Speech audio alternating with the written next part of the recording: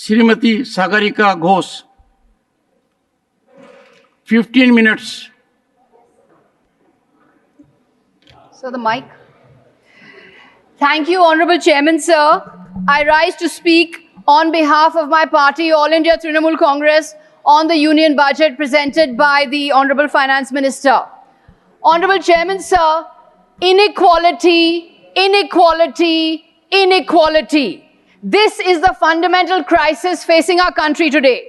This inequality crisis has not been addressed by this budget, nor has it been addressed by the previous 10 budgets of this government. The government is constantly telling us it is pushing us into more and more growth, but it is pushing us into more and more inequality. This government is pushing us into the inequality trap, what I call the inequality trap. Sir, the Paris-based World Inequality Lab has said in its 2024 report that India's billionaire Raj has replaced the British Raj. The billionaire Raj has replaced the British Raj. India is more unequal now than it was in the 1920s, in the colonial period. Honorable Chairman, I want to repeat that. India in 2024 is more unequal than it was under colonial rule in the 1920s. That is the catastrophe of inequality facing us. That's why budgets need to be about real people, real India, real issues, not about fantasy land, not about Disneyland. Here are some facts about inequality, sir. The top 1% of India controls 40% of the country's wealth. Real earnings of regular salaried and self-employed have declined or remained stagnant. The Honorable Finance Minister claimed that GST has benefited the common man. But sir, the truth is 67% of GST is paid by the poorest 50% of India. India is a country where 800 million people, sir, still depend on free food. The budget needed to needed to address this inequality trap. It needed to tackle the inequality trap. It has failed to do so. I want to present 5 examples of the inequality trap. The first, the inequality trap with regard to states. The second, the inequality trap with regard to rural areas. The third, the inequality trap with regard to jobs. The fourth, the inequality trap with regard to wealth and income. And the fifth, the inequality trap with health and education. The states. First, the inequality trap on states. Sir, this is a union budget meant for 28 states, 8 union territories. Yet the specific focus on Andhra Pradesh and Bihar shows that this government is looking to appease its newfound allies. Look at the allotments made for Andhra Pradesh, the allotments made for Bihar, the huge financial package for Andhra Pradesh. We wish the people of Bihar and Andhra Pradesh the best. But can you discriminate against some states and make special provision only for 2 states simply because you have forged a coalition with these states at the center? This is the same government, sir. I have to remind you, this is the same government that went back on its promise of special status for Andhra Pradesh and Bihar. Now, for political convenience, the government is bestowing largesse on these states.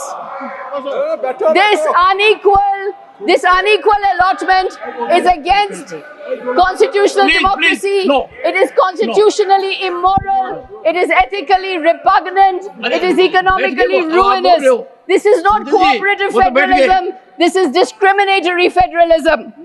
The finance minister talked about Purvodaya, look east, act east. But what is the government doing in the largest state of eastern India? Bengal is under siege. Bengal is facing an economic blockade. Bengal has not received NREGA funds since December 26, 2021. Bengal has not received NREGA funds.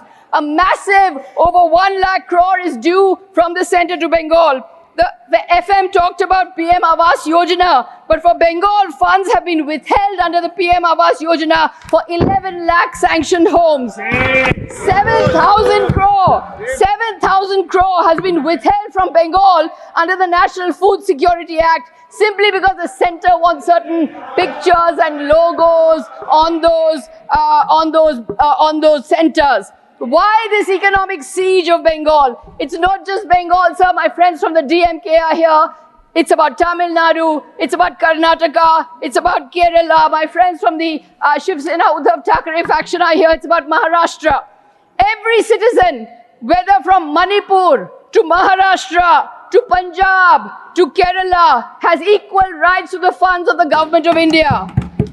Why is the federal spirit being compromised? What is needed, sir? I want to make a suggestion. What is needed is a time-bound, transparent audit of all the centrally sponsored schemes of the center. Will the government give an assurance to this House of a transparent, time-bound audit of all centrally sponsored schemes across states? Second example of the inequality trap.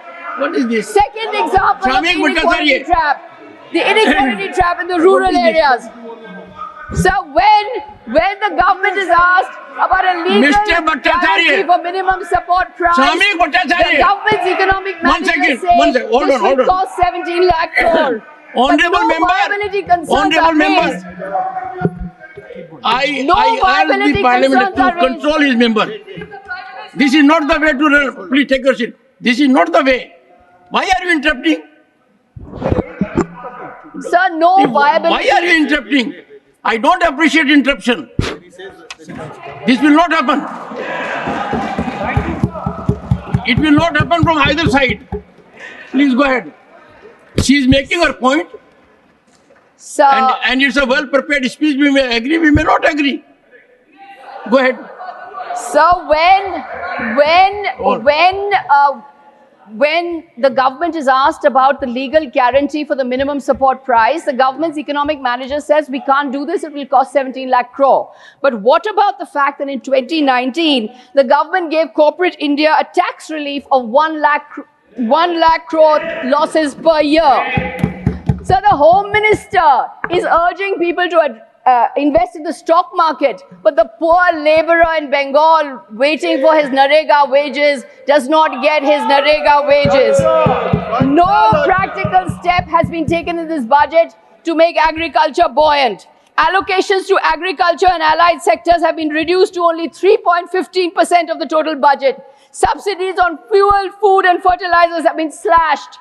No permanent structure has been created for debt relief for the farmers.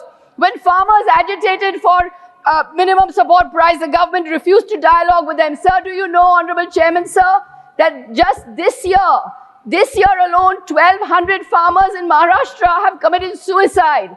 They have lost their lives. Why does the finance minister not recognize this reality? Today, in spite of the Jal Jeevan Mission hype, 22.5% of rural households only have access to piped water within their plot and yard throughout the year. The third example, sir, of the inequality trap, jobs and unemployment. It's taken 10 years for the government to wake up to the reality of unemployment. That Amrit Kal and Viksit Bharat cannot happen without Rozgar. In this speech, the Honorable Finance Minister mentioned employment 23 times. In 23-24, she had mentioned employment just 3 times. At last, she has mentioned the word employment. This is what a rebuff from the voter can do. Since the 2020 lockdown, millions have lost jobs, but the government is in a sab changa si mindset. The internship and skilling program is simply not good enough. It is way too inadequate. It does not address the scale of the problem. A centrally sponsored scheme for providing paid internship opportunities in 500 top companies or some rupees as benefits to first-time employees is pure advertising and tokenism. It is not going to solve this mammoth problem of unemployment. So 42% of graduates under the age of 25 can't find a job. The youth make up 80% of India's unemployed. This year, as the Honorable Member, Mr. P. Chidambaram also said, 47 lakh applied for 60,000 constable jobs. 27,000 applied for 600 jobs in Air India. There has been no massive push on education to make sure that money is pumped into education, without which lakhs of Indians will remain unemployed. So hatred, religious hatred is bad for the economy. Religious hatred cannot produce growth. Recent orders were given to deny livelihoods to people on the basis of food habits. This Supreme Court has struck it down, but India can only provide jobs when we build social harmony. Joblessness is very high among the disadvantaged communities, among Dalits, among Muslims, other privileged groups. Joblessness is skyrocketing. There is nothing in this budget that provides an assurance that the government of India is standing by India's most disadvantaged citizens. There is nothing in this budget. This brings me to my fourth inequality trap, the inequality of wealth and income. The government talks of competition, but we only have oligarchy. We have a booming airline industry, but 2 operators of note. Over 1 billion mobile subscribers, but only 3 telecom companies. Sir, the rich have lavish celebrations. The rich have lavish weddings, lasting days, but only 50% Indians can afford 3 square meals. We are at 142 out of 197 in per capita income. The biggest catastrophe of this government, sir, has been the systematic destruction of the MSME sector. According to the government's own data, more than 35,000 MSMEs have closed down since the COVID pandemic. How does the government intend to address the income gap when those who are the most vulnerable to changing economic tides are the least protected? What protection is there for MSMEs in this budget? None. There has been no change or relief on the 45-day payment rule, which is hurting MSMEs as it is leading to cancellation of orders. Other than a sketchy sentence on rationalizing GST rates, no specific measure has been outlined in this budget for the revival of MSMEs. What stops the government from cushioning MSMEs the way it is cushioning India's top corporates? Incomes will not rise until the unorganized sector is given the greatest, the top, the foremost priority. Prioritize the unorganized sector now. Do it now. To add to the woes of the ordinary citizens, sir, the budget has abolished the benefit of indexation, which now means a huge tax burden on all assets acquired before 2001. The burdens of real people have only increased. Wage earners and salaried taxpayers have been given little relief. 3 words are not mentioned in this budget, sir. 3 words. Railways, minimum support price for farmers, and Manrega. Why has the finance minister not mentioned these 3 words fundamental to the real people of India? Manrega, railways, and the minimum support price. I propose as a solution, I propose a dignity index.